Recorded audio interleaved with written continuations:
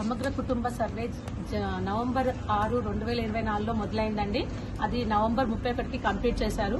అప్పుడే మేము survey start చేసే ముందే ఎన్యూమరేటర్స్, సూపర్వైజర్స్ అందరం కూడా అడిగాము ఫండ్ రిలీజ్ అయిందా, లేకపోతే దీని గురించి ఇంకా డిలే అవుతుందా అనే విషయము.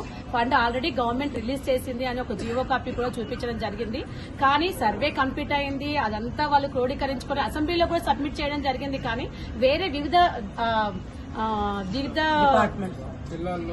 జిల్లాల్లో కూడా అవి కొన అమౌంట్ అనేది రిలీజ్ చేయడం జరిగింది. కానీ మన జీహెచ్ఎంసీ సర్కిల్లో మాత్రమే ఆపేయడం జరిగింది. మరి జీహెచ్ఎంసీ సర్కిల్లోనే ఎందుకు ఆపేశారు అనే విషయము క్లారిటీగా ఎవరు మాకు చెప్పట్లేరు.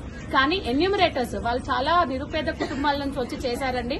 అందరినీ గ్యాదర్ చేసి వాళ్ళ ఇంట్లో ఏదో సర్ది చెప్పుకొని పొద్దున 7 గంటల నుంచి రాత్రి 9-10 గంటల వరకు కూడా చేసిన రోజులు ఉన్నాయి. ఆ ఫొటోస్ కూడా సబ్మిట్ చేయడం జరిగింది. కానీ ఇంతవరకు వాళ్ళకి ఇవ్వాల్సిన గౌరవ వేతనం అది చెప్పుకోవడానికి 10,000 వాళ్ళ ఇంట్లో వాళ్ళ హస్బెండ్స్ కి ఎంత సర్ది చెప్పుకొని ఆ టైంలలో అంటే అందరూ దొరకాలి. ఇప్పుడు మా అందరూ జాబ్స్ చేసుకునే జీహెచ్ఎంసీ సర్కిల్లో ప్రతి ఒక్కరూ ఉద్యోగాలు చేసుకునే వాళ్ళే ఉంటారు.